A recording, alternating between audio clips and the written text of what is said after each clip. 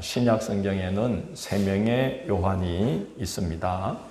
예수님의 제자로서 지금 읽고 있는 요한복음을 쓴 요한이 있고, 사도행전에 보면 베드로의 제자이면서 바울 사도를 따라서 전도 여행에 나섰던 마가라고도 하는 요한이 있어요. 그 마가라고도 하는 요한이 마가복음을 썼습니다. 그리고 오늘 본문에 등장하는 요한이 있는데, 그는 세례를 베풀면서 백성들에게 회개를 촉구하는 말씀을 전했기 때문에 세례 요한이라고 부릅니다. 세례 요한은 예수님에게도 세례를 베풀었는데, 세례를 베풀 때에 하나님께서 그에게 예고하신 대로 성령이 비둘기처럼 예수님 위에 임하는 것을 보고 예수님을 하나님의 아들로 오신다고 약속된 그리스도로 세상 죄를 지고 가는 하나님의 어린 양으로 사람들에게 증언했습니다.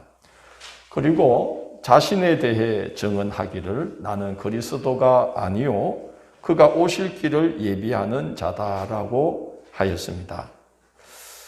본인이 그리스도가 아니라고 알려줬지만 그의 영향력과 인기는 대단해서 수많은 사람들이 그래도 혹시 그가 그리스도가 아닌가 해서 그의 말씀을 듣고 세례를 받으려고 요한에게로 몰려들었습니다. 그런데 예수님이 본격적인 활동을 시작하자 사람들의 관심이 예수님에게 쏠리기 시작했고, 급기야 세례를 받기 위해 요한에게 오는 자보다 예수님에게로 가는 자들이 훨씬 더 많아졌습니다. 그래서 이제 백성들 사이에 논쟁이 벌어졌어요. 누구의 세례가 더 효력이 있는가 하는 이제 논쟁이 벌어져서 사람들 간의 의견이 분분했습니다. 요한의 제자들이 한 유대인과 더불어 그 일에 대해서 논쟁을 벌인 후에 자기 선생님인 요한에게로 와서 상황을 알려줍니다. 선생님과 함께 요단강 저편에 있더니 곧 선생님이 증언하시던 이가 세례를 베풀매 사람들이 다 그에게로 갑니다 하고 이야기를 합니다. 헬라어 원문 성경을 보면 이때 제자들이 굉장히 어떤 격한 감정을 가지고 이제 이 말을 한다는 것을 알리기 위해서 이두라는 그런 용어를 쓰고 있습니다. 이 이두라는 용어는 뭐냐 하면 말을 시작할 때 사람들의 이목을 확 집중시키기 위해서 격한 감정을 표현하는 거예요. 보십시오 하는 거예요. 우리로 치자면 그런 거죠. 선생님 한번 보이소. 이게 말이나 됩니까? 하고 이제 예수님의 제자들, 요한의 제자들이 말을 딱 꺼낸 거예요. 말하자면 세례는 자기들이 원조인데 후발주자인 예수와 그의 제자들에게로 사람들이 몰리니까 사람들이 그럴 수 있냐는 거예요. 예수님이 그러시면 되냐는 거예요. 왜 사람들을 뺏어가냐는 거예요. 그래서 섭섭함을 토로하면서 이제 선생님께서 무슨 특단의 조치를 취하지 않으면 큰일 나겠습니다 하고 위기감을 조성한 것입니다. 그런 분위기가 조성되면 안 그러다가도 괜히 섭섭해지고 괜히 초조해지고 또 같이 그 분위기에 휩쓸리기가 쉬운 게 사람인데, 요한은 담담하게 말합니다.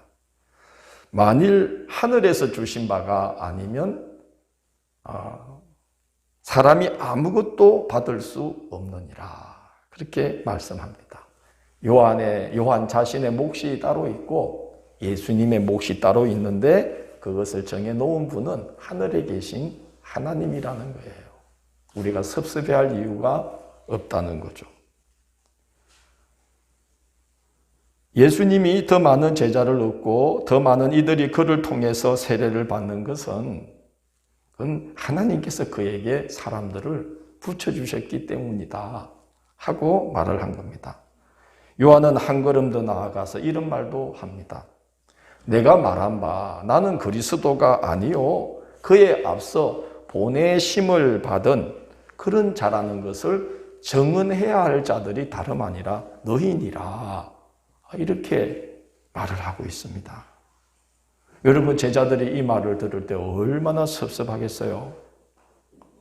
지금 요한이 하고 있는 말은 너희가 섭섭해할 일이 아니라 그 일을 기뻐하고, 나 요한은 성경이 말한 바 그를 위해서 준비하기 위해서 온 자에 불과하다는 것을 알려야 될 자들이 너희다. 그걸 해야 된다. 그러는 거예요. 사실 제자들은 섭섭하죠. 그런 말 들으면. 저도 우리가 너티나무 식당을 한 7년 넘게 했잖아요.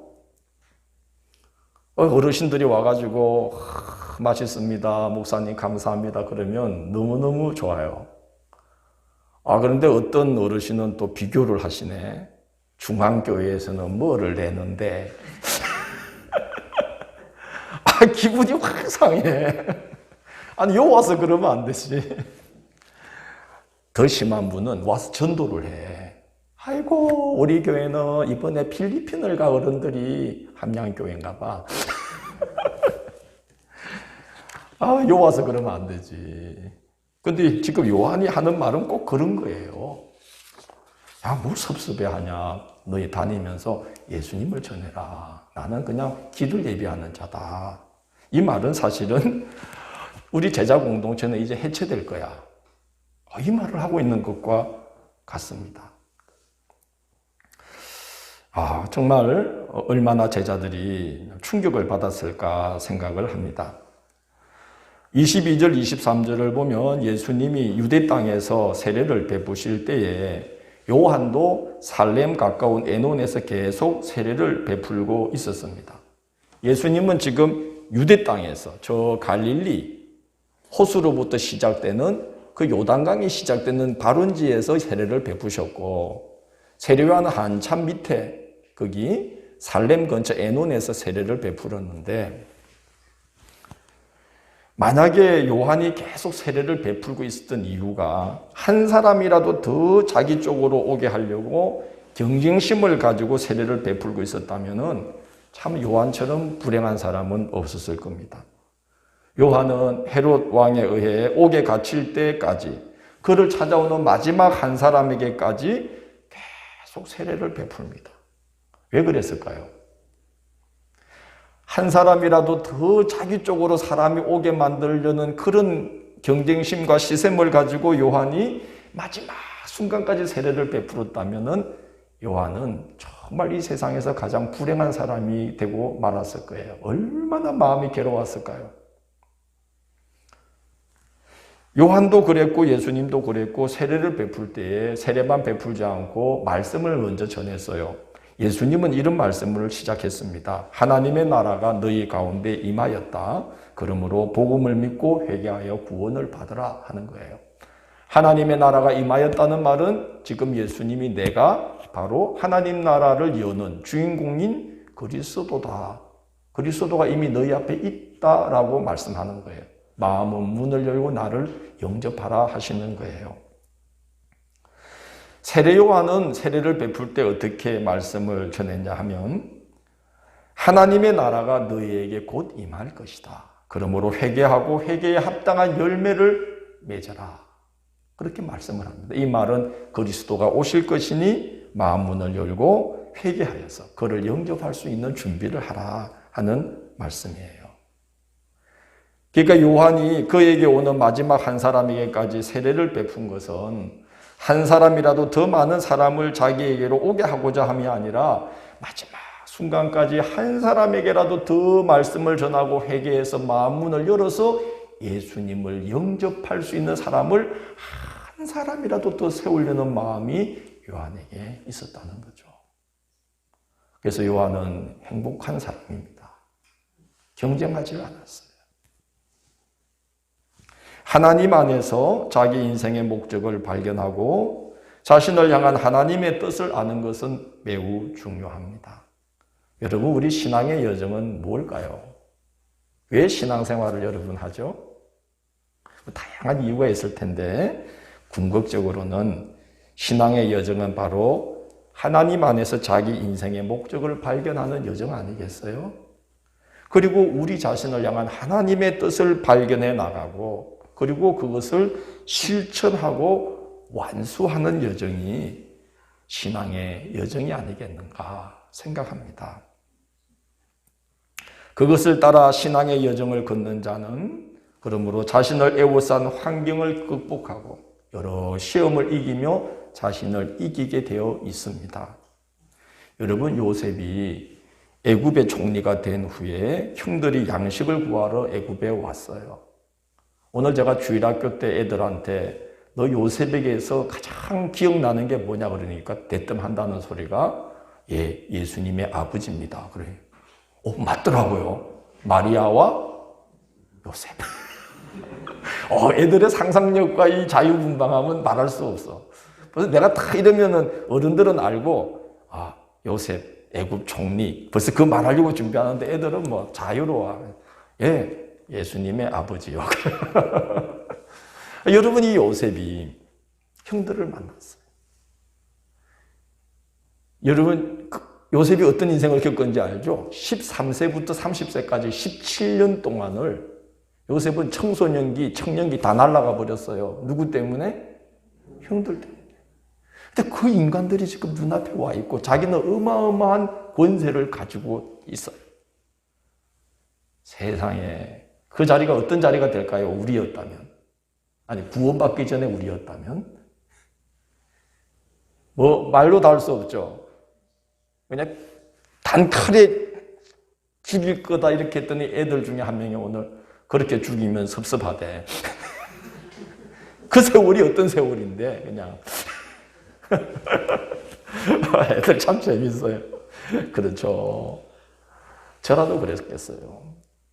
거의 20년 세월을 내가 보복을 하려면 서서히 죽여야 되지 않겠어요?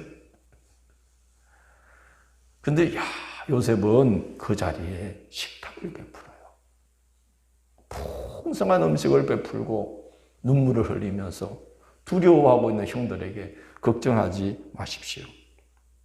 하나님이 큰 구원으로 당신들의 생명을 보존하고 당신들의 후손을 이 세상에 두시려고 나를 당신들보다 먼저 보내셨나니 그런즉 나를 이리로 보낸 것은 당신들이 아니라 하나님이신다. 이렇게 말씀합니다. 그게 자기의 사명이라는 것을 그 17년 고난의 세월 중에 깨달은 거예요. 그리고 깨달은 정도가 아니라 그 사명을 굳게 붙든 거예요. 그러니까 지금 자기의 인생을 망친 사람이 눈앞에 있고 그거를 보복할 힘이 있음에도 불구하고 그 사명을 붙든 힘으로 개인적인 감정과 원한을 다 이렇게 뛰어넘는 것을 볼 수 있습니다. 하나님 안에서 자기 인생의 목적을 발견하고 자신을 향한 하나님의 뜻을 알게 된 것은 그렇게 알게 되면은 과거의 아픈 씀뿌리와 정오가 자기를 삼키는 것을 다 뛰어넘을 수가 있는 거예요. 사명이 뭐냐? 바로 하나님 안에서 자기 인생의 목적을 발견하고 자신을 향한 하나님의 뜻을 알게 되는 게 뭐예요? 사명이다. 우여곡절 많았던 그의 지난 날들은 다름 아니라 그 사명으로 초대하고 그 사명을 감당케 하시려고 하나님께서 계획해 놓으셨던 일이라는 것을 요셉은 알게 되었던 것입니다. 사명을 발견하면 힘든 상황들을 극복하게 됩니다. 사명을 붙들면 자기를 내려놓게 되고 자기를 이길 수 있게 됩니다.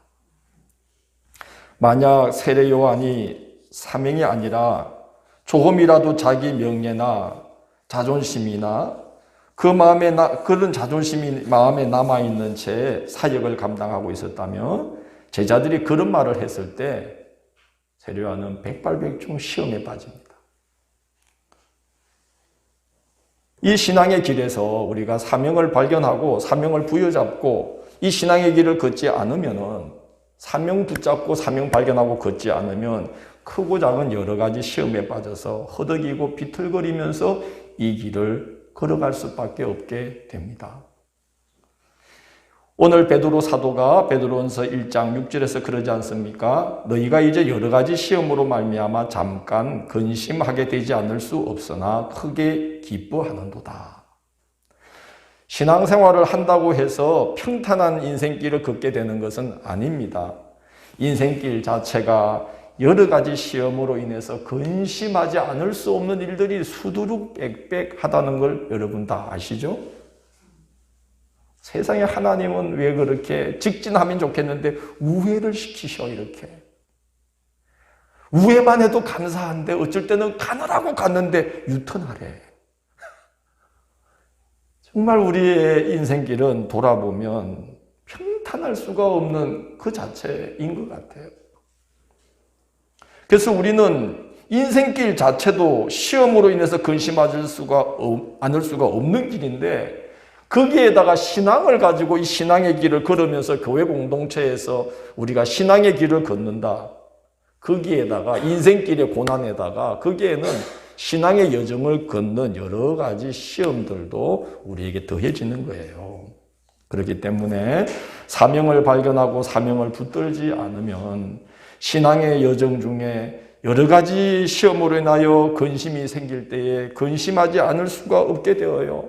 기쁨을 잃어버리게 되고 소망도 잃어버리게 되고 위로도 잃어버리게 되고 하나님으로 인하여 누리는 생명도 잃어버리게 되고 마침내 신앙도 잃어버릴 수가 있는 거예요. 무슨 말이냐 하면요. 내가 그냥 기쁨을 추구해서 교회에 나온다. 그러다 보면 시험 때문에 기쁨도 잃을 수 있다는 거예요. 내가 위로받으려고 교회 나온다. 그러면 시험 때문에 위로도 잃을 수 있다는 거예요. 내가 와가지고 어떤 유익을 위해서 나온다. 내 유익을 주는 것들이 없어지면 시험에 빠진다는 거예요. 그러나 사명을 부여잡으면 그런 걸 다 이기면서 기쁨을 누릴 수 있고 소망도 잃지 않을 수가 있고 그런 중에 위로도 하늘로부터 얻으면서 이 신앙의 길을 이기면서 갈 수 있다. 이 말씀인 겁니다. 그러므로 우리가 이 신앙의 길을 걸을 때 사명으로 걷게 해달라고 기도해야 됩니다. 사명을 발견하게 해달라고 기도해야 됩니다. 하나님 안에서 우리가 이 신앙의 길을 걷는 이유를 발견하게 해달라고 기도해야 됩니다. 하나님 안에서 하나님이 나를 이 신앙의 길로 부르신 뜻이 무엇인지를 발견하게 해달라고 기도해야 됩니다. 그게 중요합니다. 사명을 부여잡고 하나님을 바라볼 때 하나님께서 우리에게 너무나 놀라운 선물을 주시는데 성령을 부어주십니다. 베드로 사도의 증언처럼 믿음으로 말미암아 하나님의 능력으로 너희가 보호하심을 받았나니 이 말씀은 시험 중에 없을 수 없으나 성령을 주시며 그 성령이 우리 영혼을 보호해 주신다는 거예요. 그리고 성령께서 우리를 대신하여 말할 수 없는 탄식으로 우리를 위해서 간구해 주시고 그러므로 인하여 우리를 그 상황 가운데 두시는 하나님의 섭리까지도 우리가 발견하게 되는 거예요. 그래서 시험을 이길 수 있게 되는 것입니다. 그럴 때에 여러 가지 시험으로 인하여 근심하지 않을 수가 없는 상황에서도 오히려 크게 기뻐하는 일이 가능해지는 거예요.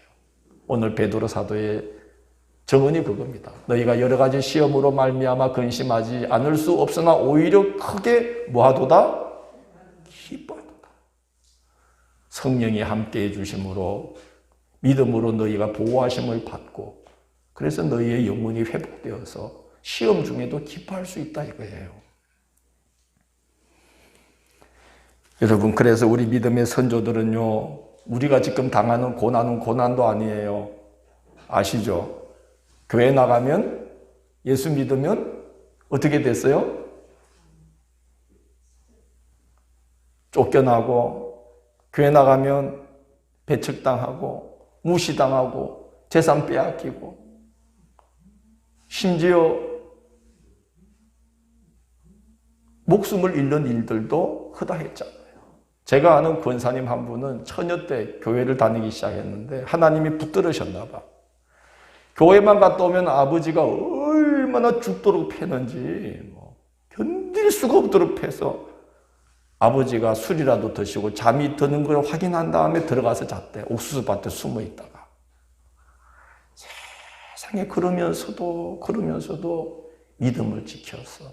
그래서 그 교회를 목사님들이 수도 없이 바뀌어도 끝까지 그 교회를 지켜내는 그런 1등 권사님이 되셨는데 얼마나 말할 수 없는 시험을 겪은 거예요. 그러나 이겨내시는 거예요. 그래서 우리 믿음의 선조들은 우리에게 황금처럼 빛나는 찬송가를 남기지 않았습니까? 성령이 계시네 할렐루야 함께 하시네 좁은 길을 걸으며 밤낮 기뻐하는 것 주의 영이 함께함이라. 경험에서 나온 신앙의 고백이에요. 사명을 부여잡을 때에 성령이 임합니다. 왜냐하면 그 사람이 너무 귀해서 하나님이 보호하셔야 되니까 성령을 부어주셔서 지켜주시는 거예요. 기둥으로 삼으려고. 그래서 사명 부여잡을 때 성령 임하고 그러면 좁은 길을 걸으면서도 밤낮 기쁨을 잃지 않고 이 믿음의 길을 우리는 걸어갈 수가 있는 것이죠.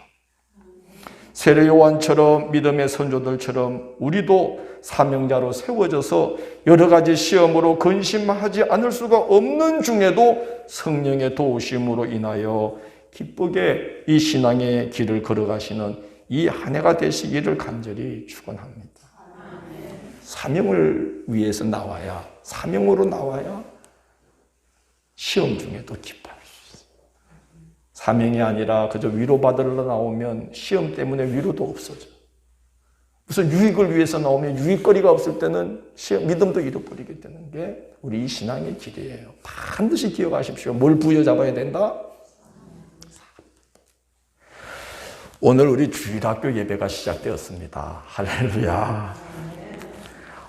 애들이 어른 예배 볼 때는 애들이 다 이래가지고 막 말 한마디 안 하고 그렇게 경건하게 예배를 보던 애들이 와, 자기들 예배 보니까 살아나, 애들이. 대답도 하고, 막, 요셉이 누구야? 예, 예수님 아버지요. 그리고, 참 기뻤어요. 근데 여러분, 이 아이들이 오늘 한 명도 빠짐없이 다 나왔어요. 근데 애들이 9시 반에 나오려면 부모들은 몇 시부터 준비를 해야 될까요? 애들은 몇 시부터 준비해야 되겠어요? 직장 생활하면서 쉬운 일 아니에요. 저는 잘 몰라요. 목사니까. 근데 한결이가 그 이야기를 해줘서 한결이가. 자, 요즘 실습하거든. 진주에 건축회사 사무소 제일 큰데 거기 가서 이제 소장님 설계도 도와주고 하면서 이제 거기 아침 8시 반에 출근해가지고 6시까지 꼬박 일주일 내내 일을 해. 주말이 그렇게 좋더래. 근데 아빠 그렇게 일주일 내내 일하시고 주일날 교회 나오시는 거요. 아빠 쉽게 보시면 안 돼요. 엄청난 헌신이에요. 그거 자체로. 그러더라고요. 그런가요? 차마 이해 못하고. 애가 그래요. 자기가 한 2주 넘게 해보니까 세상에 이게 직장 생활이라는 게 너무 힘들더래. 그리고 우리 성도님들은 어떻게 그렇게 하고 나서 주일날 또 와서 그렇게 봉사하냐. 그래요. 참 감사한 일이에요. 부모들이 애들을 9시 반에 예배 보내려면 7시부터는 움직여야 되거든요. 애들도 그래야 돼요. 근데 애들이 한 명도 안 빠지고 다 나왔어요. 너무너무 귀한 애들이에요.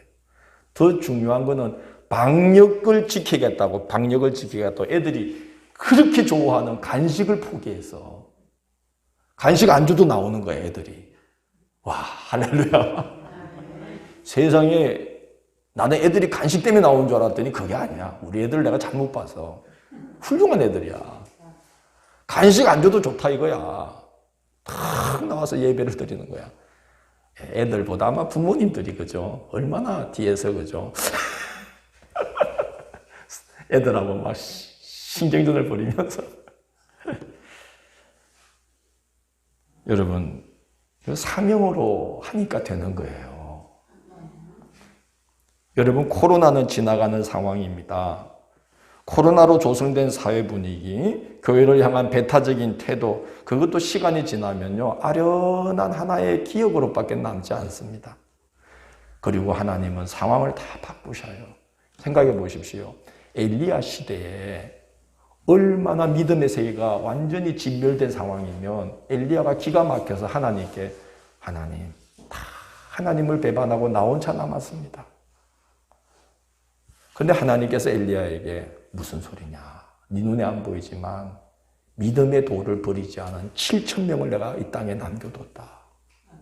근데 그게 믿어지지 않았잖아요. 그런데 불과 한 세대도 지나기 전에 엘리사 선지자, 그의 제자 엘리사 선지자 때에 얼마나 놀라운 일이 벌어졌습니까?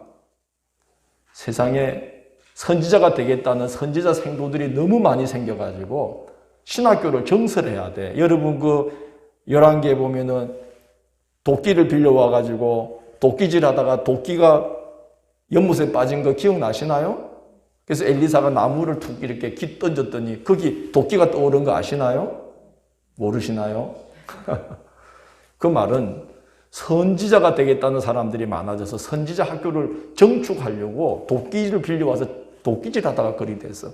하나님은요, 불과 한 세대가 지나가기도 전에 하나님은 상황을 완전히 역전시켜 버리셨습니다. 지금은 언론이 필요 이상으로, 현실 이상으로 일부 교회와 그리고 교회의 어느 한 일부 부분의 문제를 코로나를 빌미로 지나치게 교회 전체를 싸잡아서 비난하고 있지만, 이를 계기로 주님은 상황을 충분히 역전시키기도 남을 일들을 준비하고 계시리라고 저는 믿습니다. 교회도 새롭게 하실 것이고, 이런 일들 때문에 본질을 붙잡게 하실 것이고, 그러므로 지나갈 상황 때문에 위축될 말뿐만 아니라 신앙의 열의를 잃어버리고 주님과 그의 몸된 교회를 향한 사랑을 잃어버리고 사명을 잃게 되면 결국은 무엇까지 잃느냐? 결국은 신앙을 잃게 되는 거예요. 영생의 복을 잃게 되는 거예요. 여러분 생각해 보십시오. 지나가 버릴 일 때문에 앞으로 우리에게 다가오고 있는 일들을 잃어버리게 된다면 얼마나 어리석은 일이에요. 우리 앞으로는 심판이 다가오고 있잖아요. 심판대 앞에 설 시간들이 다가오고 있는데 너무나도 분명하게 다가올 그 시간들을 생각하지 않고 지나가 버릴 일들 때문에 그런 귀한 복들을 놓치고 있다는 것은 너무 안타까운 일이에요.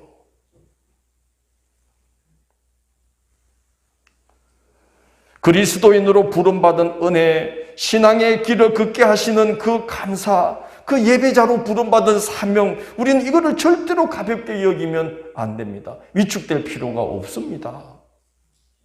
우리 교우 중에 어떤 분이 머리를 하러 갔대요. 기다리고 있는데 사람들 사이에 이야기가 막 돌더래요. 당연히 코로나 이야기죠. 성당 다니는 분이 의기양양하게 우리 천주교는 코로나 대응을 얼마나 잘하는지 확진자가 한 명도 안 나왔어. 그러니까 옆에 있던 분이 또 나는 절에 다니는데 절도 얼마 안 나왔다. 그러니 이제 전부 다 어디를 비난하기 시작하겠죠? 개신교회. 저것들 말이야. 이러면서 막 이제 난리가 난 거야. 우리 성도님이 가만히 앉아 계시니까 보이소. 댁은 뭐 어디 다니요? 이런 거야. 그러니까 우리 성도님이 딱 예, 저는 교회를 다닙니다. 한순간에 지죽인 듯이 조용해졌대요. 한 방에 그냥 상황을 종료해 버리신 거야. 여러분 그 자리에 있다면 어떻게 반응했겠어요? 우물쭈물. 예, 저는 교회를 다닙니다.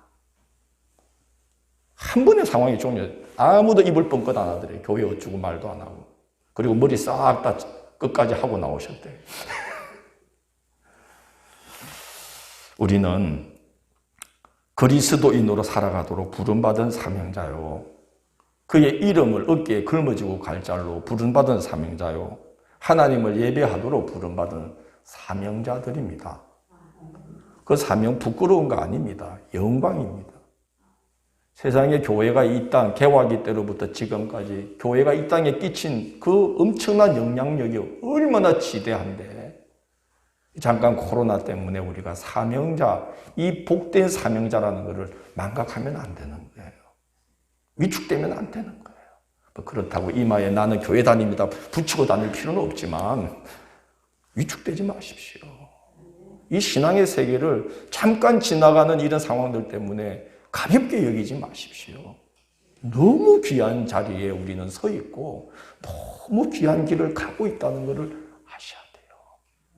잠깐 지나가 버릴 것 때문에 다가오고 있는 너무나 중요한 그 사건을, 그 복을 우리가 놓쳐버리고 간다는 건 바보 같은 짓이에요.